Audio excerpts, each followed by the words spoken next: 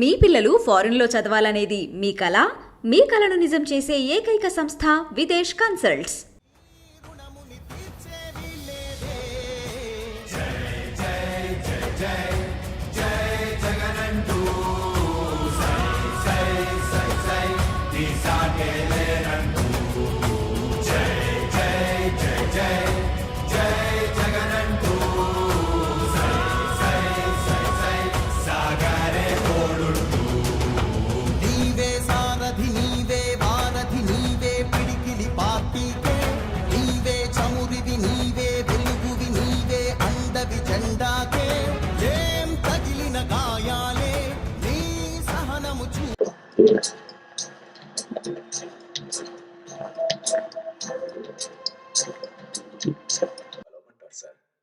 బంధుత్వం కలుపుకోమని చెప్పట్లేదయ్యా, రాజకీయం చేయమంటున్నాను.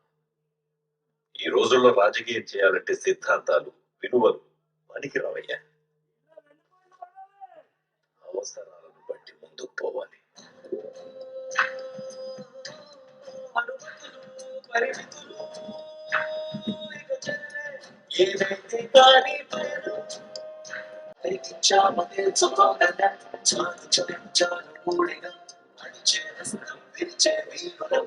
శత్రువుకి శత్రువు మిత్రు అవుతాడు.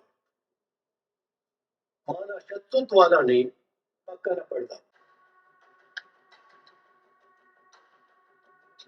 If we can't defeat him,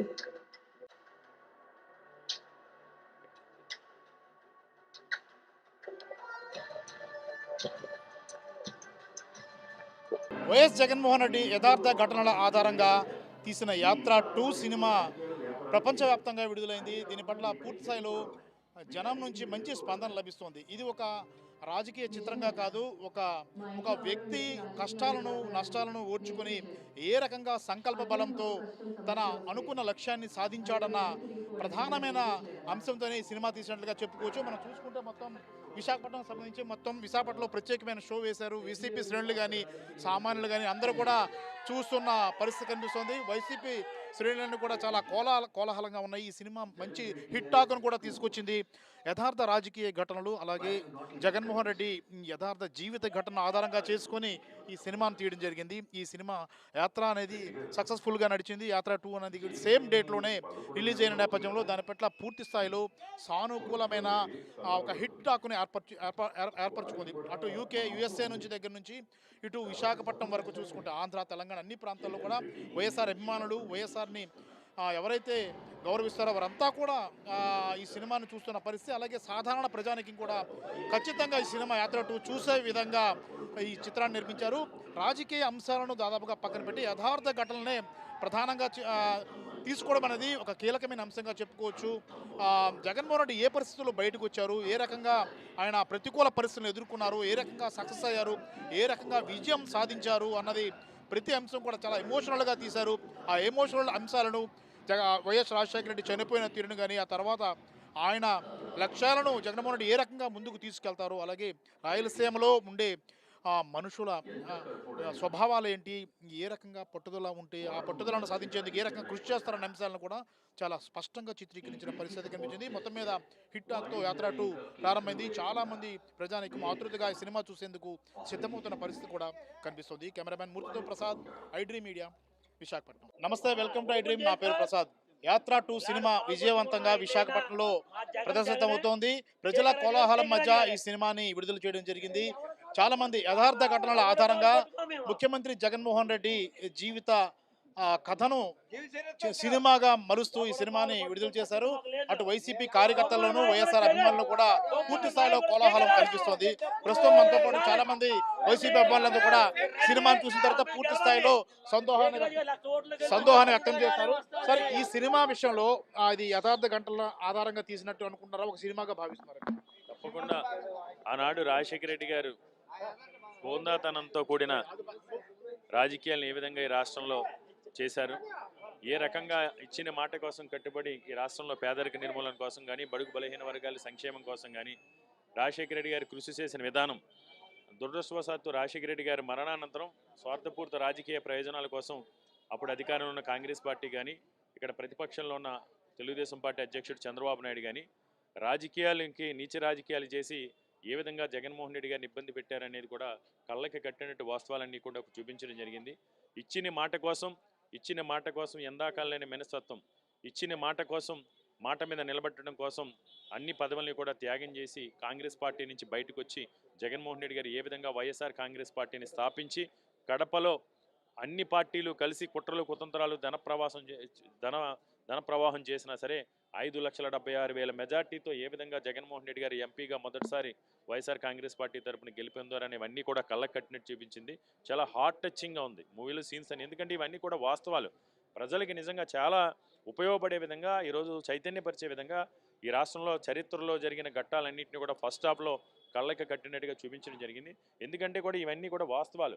ఈరోజు ఈ 75 సంవత్సరాల స్వతంత్ర భారతదేశ చరిత్రలో పేదరిక నిర్మూలన కోసం ప్రతి సమస్యకి కూడా శాశ్వత పరిష్కారం చూపించే దిశగా అడుగులు వేసింది ఆనాడు రాజశేఖర రెడ్డి గారు అయితే, ఈనాడు ఒక వైఎస్ జగన్మోహన్ రెడ్డి గారు మాత్రమే.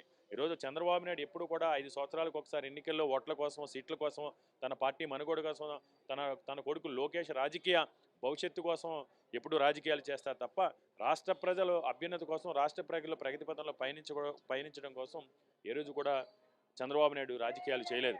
ఈరోజు జగన్మోహన్ రెడ్డి గారు రాజకీయాలైనవి ఎన్నికల వరకే. ఒకసారి అధికారంలోకి వచ్చిన తర్వాత కులాలకి, మతాలకి, పార్టీలకు అతీతంగా పేదరిక నిర్మూలనే ధ్యేయంగా అన్ని రంగాల్లోనూ కూడా ఈ రాష్ట్రాన్ని దేశంలోని అగ్రగామి రాష్ట్రంగా తీర్చిదిద్దాలని ఈరోజు జగన్మోహన్ రెడ్డి గారు పాటుపడుతున్నారు. తప్పకుండా చంద్రబాబు నాయుడు ఎన్ని కుట్రలు కుతంత్రాలు చేసినా, ఎంతమంది కాళ్ళు పట్టుకున్నా, ఎంతమందితో పొత్తులు పెట్టుకుని ఈరోజు చాలా 40 సంవత్సరాల ఇండస్ట్రీని ఇది 14 సంవత్సరాలు ముఖ్యమంత్రిగా చేసావు. నిన్న మాట్లాడిన మాట మీద ఈరోజు నిలబడవు, నిన్న మాట్లాడిన మాట ఈరోజు నిలబడవు. ఏ విధంగా మొన్నటి వరకు నువ్వు పవన్ కళ్యాణ్ని ఎంత దూషించారు మీరు, పవన్ కళ్యాణ్ ఎంత నీచంగా పవన్ కళ్యాణ్ మీద నువ్వు కానీ నీ బిడ్డ లోకేష్ కానీ నిన్న ఆరోపణలు చేశారు. అదే పవన్ కళ్యాణ్ సంకనాగుతూ ఉన్నారు. ఈరోజు మొన్నటిదాకా మోడీ గారి మీద రాళ్ళేయించిన చరిత్ర ఇది. మోడీ గారిని నోటుకొచ్చిన విధంగా మాటలు ఈరోజు బీజేపీ నాయకులు కూడా సిగ్గుపడాలి.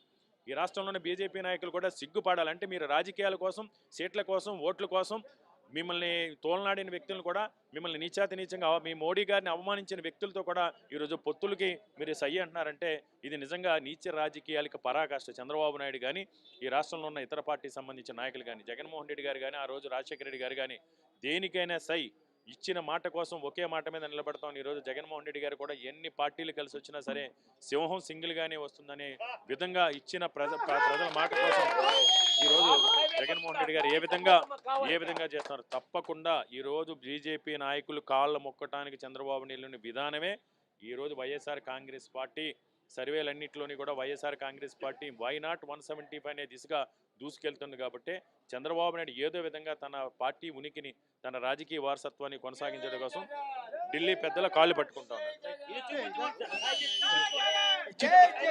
సినిమా చిత్రీకరణ ఎలా ఉంది సార్? అంటే యాక్చువల్గా కేవలం వైసీపీ అభిమానులు, కార్యకర్తలకైనా ప్రజలందరూ చూసే సినిమాలా ఉంది? తప్పకుండా అందరూ చూసే విధంగా, ఎందుకంటే వాస్తవాలన్నింటినీ కూడా ప్రతిబింబించే విధంగా చాలా హార్ట్ టచింగ్గా సినిమా తీయడం జరిగింది. ఓన్లీ వైఎస్ఆర్ కాంగ్రెస్ పార్టీ అభిమానులు కాదు, ప్రజలందరినీ కూడా అలరించే విధంగా ఉంది. బ్రదర్, సినిమా ఎలా ఉంది? సినిమా ఎలా ఉంది? మీరు చూశారు కదా, ఎలా ఉంది సినిమా? యాత్ర 2 సినిమా అనేది చాలా అద్భుతంగా దర్శకులు నిర్మాణం చేశారు. ఎందుకంటే ఆ రోజు కాంగ్రెస్ పార్టీ జగన్మోహన్ రెడ్డి మీద విష ప్రయత్నం ఏదైతే చేసి తప్పుడు కేసులు పెట్టి ఎలాగైతే జగన్మోహన్ రెడ్డి గారిని ఇబ్బందులు పెట్టారో, ఓదార్పు యాత్రకి వెళ్తామంటే అవన్నీ కూడా ఈరోజు కళ్ళకు కట్టినట్టుగా ఈరోజు దర్శకులు యాత్ర సినిమాలో చూపించారు. అందుకే ఒక వైఎస్ఆర్ కాంగ్రెస్ పార్టీ శ్రేణులే కాదు, ప్రతి ఒక్కరు కూడా చూసి ఆనందించి, రెండోది భారతదేశ రాజకీయాల్లో కూడా ఇటువంటి పాత్ర కాంగ్రెస్ పార్టీ పోషిస్తుందా, తెలుగుదేశం పార్టీ పోషిస్తుందా అనేది తెలుసుకోవడానికి ఈ యాత్ర 2 సినిమా అనేది గొప్ప ఉదాహరణ అని నేను భావిస్తున్నాను. ఎలా ఉంది బ్రదర్ సినిమా? అంటే వైసీపీ అభిమానిగా కాకుండా యాజ్ ఏ సినిమాగా మీరు చూస్తే ఎలా ఉంది? వైఎస్ఆర్ రాజకీయ కుటుంబం నిజ జీవితంలో జరిగినటువంటి అద్భుతమైన నిజమైన సినిమా యాత్ర 2 ఈరోజు చూసాం. కాంగ్రెస్ పార్టీకి వైఎస్ రాజశేఖర రెడ్డి ఎటువంటి సహాయ సహకారాలు అందించాడు, కాంగ్రెస్ పార్టీ ఉమ్మడి ఆంధ్రప్రదేశ్లో అధికారం రావడానికి ఏ విధంగా కృషి చేసినా మనం అందరం చూసాము. అయితే తెరవానికి ఏం జరిగిందనేది మనం ఎవరికి తెలియదు. రాజశేఖర రెడ్డి కుటుంబంలో కానీ రాజశేఖర రెడ్డి చనిపోయిన తర్వాత వైఎస్ గారికి కాంగ్రెస్ పార్టీ ఎన్ని విధంగా ఇబ్బందులు పెట్టింది అనేది ఏ రోజు కూడా జగన్మోహన్ రెడ్డి ఒకరికి చెప్పలేదు. ఇన్ని ఇబ్బందులు పెట్టింది కాంగ్రెస్ పార్టీ అని ఏ రోజు చెప్పలేదు. కానీ ఈరోజు వైఎస్ఆర్ కుటుంబాన్ని ఇటు తెలుగుదేశం పార్టీ అటు కాంగ్రెస్ పార్టీ కలిసి, తెలుగుదేశం పార్టీ కాంగ్రెస్ పార్టీ రెండూ కలిసి రాజశేఖర రెడ్డి చనిపోయిన తర్వాత జగన్మోహన్ రెడ్డి ఎన్ని విధాలుగా అవమానాలు గురి చేసి ఎన్ని విధాలుగా అనగదొక్కాలనేది ఈ చిత్రం చాలా అద్భుతంగా చూపించారు. ఇది ఒక పార్టీ సింపతిస్ట్గా కాకుండా చాలా అద్భుతమైన చిత్రం, అందరూ చూడదగిన చిత్రంగా నేను మీరు చెప్పండి, సినిమా మీరు చూసే ఎలా ఉంది సినిమా? మీరు యాజ్ ఏ ప్రేక్షకుడిగా వచ్చారా, వైసీపీ అభిమానికి వచ్చారా? వైసీపీ అభిమాని కాదు నేను. హ్యూమన్ రైట్స్ డిప్యూటీ సెక్రటరీ మానవ హక్కుల సంఘానికి.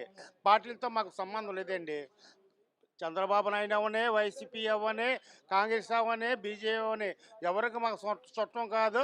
ఏదైనా ఫ్రాంక్గా మాట్లాడతాం మేము. ఏదైనా సరే ఈ సినిమా చూసిన తర్వాత మాకు అనిపించిందంటే వైఎస్ రాజశేఖర రెడ్డి గారు ఆ రోజుల్లో చేసిన పద్ధతులు గట్రా చూసి ఇలాగ చేశారని బాగుండిన తర్వాత ఇప్పుడు ఈరోజు ఇలాగ జరుగుతుందని ఇప్పుడు పింఛన్లు గట్రా ఇప్పుడు ఆడోళ్ళు గట్రా వస్తున్నారు కదా, పింఛన్లు మా ఇంటికాడ ఇస్తున్నారు అని కొంతమంది చెప్పడం. అంటే నేను వైసీపీ, కాంగ్రెస్, బీజేపీ అభిమాని కాను. Human rights deputy secretary AP ఆంధ్రప్రదేశ్కి సినిమా చాలా అద్భుతంగా తీశారు. దానికి హ్యాండ్స్ ఆఫ్ అతని డైరెక్టర్కి. ఈరోజు ఆ కేకే రాజు గారు ఈ సినిమా చూపించినందుకు నేను అభినందిస్తున్నాను. ఎందుకంటే నేను అభిమానం కాదు అంటే వైసీపీ ఇవి కాదు. బ్రదర్, మీరు ఎలా ఉంది సినిమా? అంటే చూశారు కదా సినిమా, యాజ్ ఏ ప్రేక్షకుడిగా మీరు చూసినప్పుడు ఎలా ఉంది సినిమా? నిజం, ఈరోజు నిజం చూపించిన ఒక సినిమా డైరెక్టర్కి ముందు హ్యాట్సాప్ చెప్పాలి సార్. నిజంగా ఆ రోజు వైఎస్ రాజశేఖర రెడ్డి గారు చనిపోయిన తర్వాత నేనున్నాను, వాళ్ళకి ఓదార్చించాలి, నా తండ్రి తాలూకా ఆశయాలు, నా తండ్రి గురించి చనిపోయిన వాళ్ళకి చూపించాలి, ప్రజలకు అర్థమయ్యేటట్టు చూపించాలని ఈ సినిమా చాలా చక్కగా తీశారు సార్. నిజంగా ఈ సినిమా చాలామంది రాజకీయం చేస్తున్నారు, వైఎస్ఆర్ కార్యకర్తలు వైఎస్ఆర్లో చూపిస్తున్నారు అంటున్నారు. చాలా తప్పు సార్. ఇందులో ఈ సినిమా ఇది మార్నింగ్ షో సార్. ఇది చూడమనండి, ప్రతిపక్ష వాళ్ళకి చూడమనండి.